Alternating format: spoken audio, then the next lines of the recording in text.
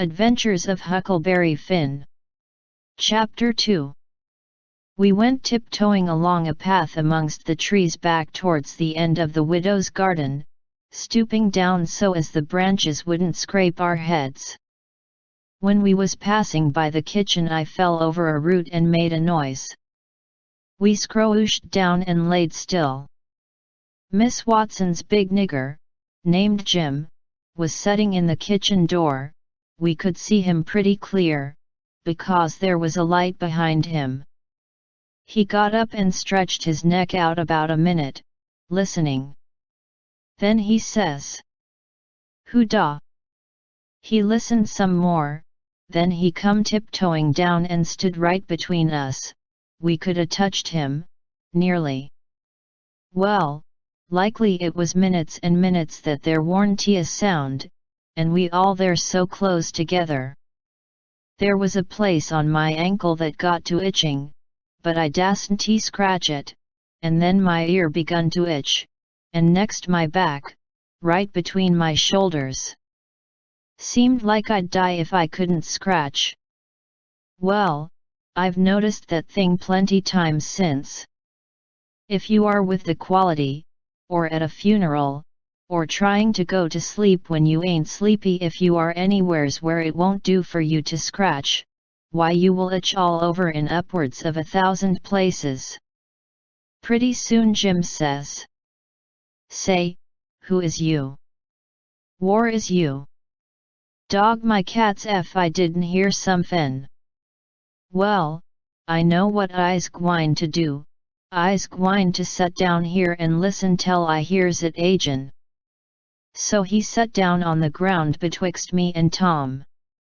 He leaned his back up against a tree, and stretched his legs out till one of them most touched one of mine. My nose begun to itch. It itched till the tears come into my eyes. But I dasn't scratch. Then it begun to itch on the inside. Next I got to itching underneath. I didn't know how I was going to set still. This miserableness went on as much as 6 or 7 minutes, but it seemed a sight longer than that. I was itching in 11 different places now. I reckoned I couldn't stand it more than a minute longer, but I set my teeth hard and got ready to try. Just then Jim begun to breathe heavy, next he begun to snore, and then I was pretty soon comfortable again. Tom he made a sign to me, kind of a little noise with his mouth, and we went creeping away on our hands and knees. When we was 10 foot off, Tom whispered to me, and wanted to tie Jim to the tree for fun. But I said no, he might wake and make a disturbance, and then they'd find out I warn't in. Then Tom said he hadn't got candles enough, and he would slip in the kitchen and get some more. I didn't want him to try. I said Jim might wake up and come. But Tom wanted to risk it, so we slid in there and got 3 candles, and Tom laid 5 cents on the table for pay.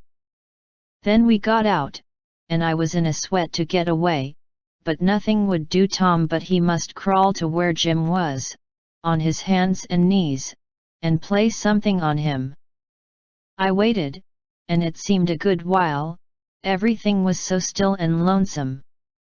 As soon as Tom was back we cut along the path, around the garden fence, and by and by fetched up on the steep top of the hill the other side of the house. Tom said he slipped Jim's hat off of his head and hung it on a limb right over him, and Jim stirred a little, but he didn't wake. Afterwards Jim said the witches bewitched him and put him in a trance, and rode him all over the state, and then set him under the trees again, and hung his hat on a limb to show who done it. And next time Jim told it he said they rode him down to New Orleans, and, after that, every time he told it he spread it more and more, till by and by he said they rode him all over the world, and tired him most to death, and his back was all over saddle boils. Jim was monstrous proud about it, and he got so he wouldn't hardly notice the other niggers. Niggers would come miles to hear Jim tell about it, and he was more looked up to than any nigger in that country. Strange niggers would stand with their mouths open and look him all over, same as if he was a wonder. Niggers is always talking about witches in the dark by the kitchen fire, but whenever one was talking and letting on to know all about such things, Jim would happen in and say, "What you know 'bout witches?" and that nigger was corked up and had to take a back seat. Jim always kept that 5-center piece round his neck with a string, and said it was a charm the devil give to him with his own hands, and told him he could cure anybody with it and fetch witches whenever he wanted to just by saying something to it, but he never told what it was he said to it. Niggers would come from all around there and give Jim anything they had, just for a sight of that 5-center piece, but they wouldn't touch it, because the devil had had his hands on it. Jim was most ruined for a servant, because he got stuck up on account of having seen the devil and been rode by witches. Well, when Tom and me got to the edge of the hilltop, we looked away down into the village and could see 3 or 4 lights twinkling, where there was sick folks, maybe, and the stars over us was sparkling ever so fine, and down by the village was the river, a whole mile broad, and awful still and grand. We went down the hill and found Joe Harper and Ben Rogers, and 2 or 3 more of the boys, hid in the old tan yard. So we unhitched a skiff and pulled down the river 2.5 miles, to the big scar on the hillside, and went ashore.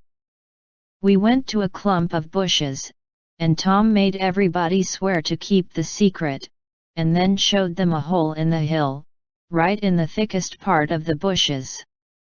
Then we lit the candles, and crawled in on our hands and knees. We went about 200 yards, and then the cave opened up. Tom poked about amongst the passages, and pretty soon ducked under a wall where you wouldn't have noticed that there was a hole. We went along a narrow place and got into a kind of room, all damp and sweaty and cold, and there we stopped. Tom says, "Now, we'll start this band of robbers and call it Tom Sawyer's Gang. Everybody that wants to join has got to take an oath, and write his name in blood." Everybody was willing. So Tom got out a sheet of paper that he had wrote the oath on, and read it.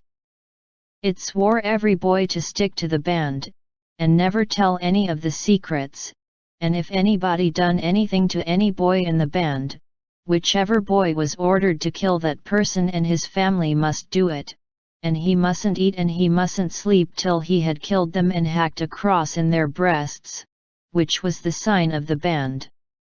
And nobody that didn't belong to the band could use that mark, and if he did he must be sued, and if he done it again he must be killed. And if anybody that belonged to the band told the secrets, he must have his throat cut, and then have his carcass burned up and the ashes scattered all around, and his name blotted off of the list with blood and never mentioned again by the gang, but have a curse put on it and be forgot forever. Everybody said it was a real beautiful oath, and asked Tom if he got it out of his own head. He said, some of it, but the rest was out of pirate books and robber books, and every gang that was high-toned had it. Some thought it would be good to kill the families of boys that told the secrets. Tom said it was a good idea, so he took a pencil and wrote it in. Then Ben Rogers says, "Here's Huck Finn, he got no family, what you going to do 'bout him?" "Well, he got a father," says Tom Sawyer. "Yes, he's got a father, but you can't never find him these days. He used to lay drunk with the hogs in the tan yard, but he been seen in these parts for a year or more."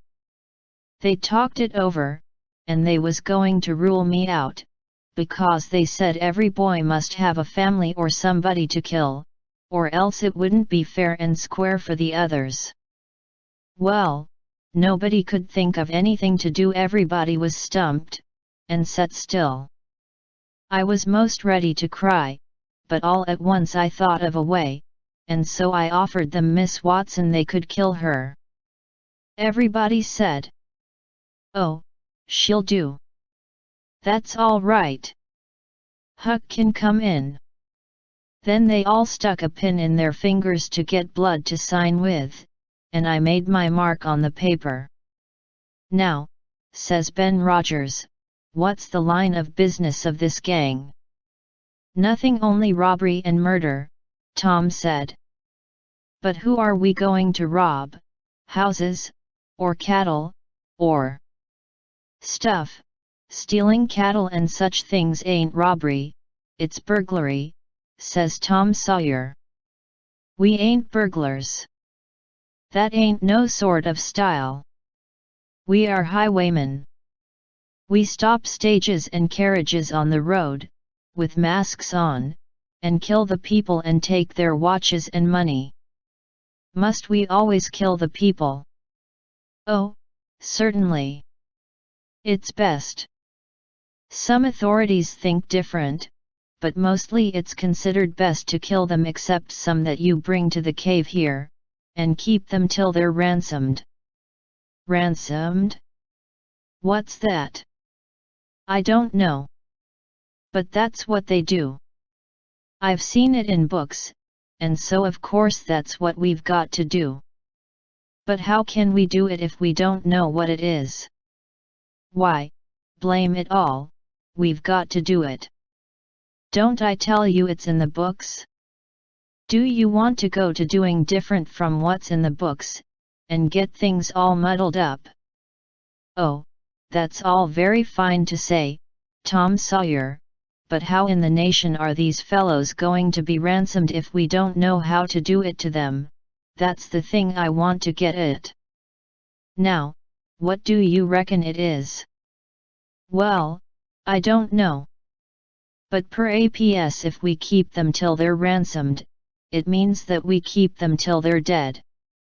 Now, that's something like. That'll answer. Why couldn't you said that before?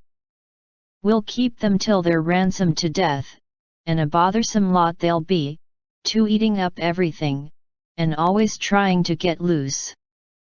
"How you talk, Ben Rogers. How can they get loose when there's a guard over them, ready to shoot them down if they move a peg?" "A guard? Well, that is good. So somebody's got to set up all night and never get any sleep, just so as to watch them. I think that's foolishness.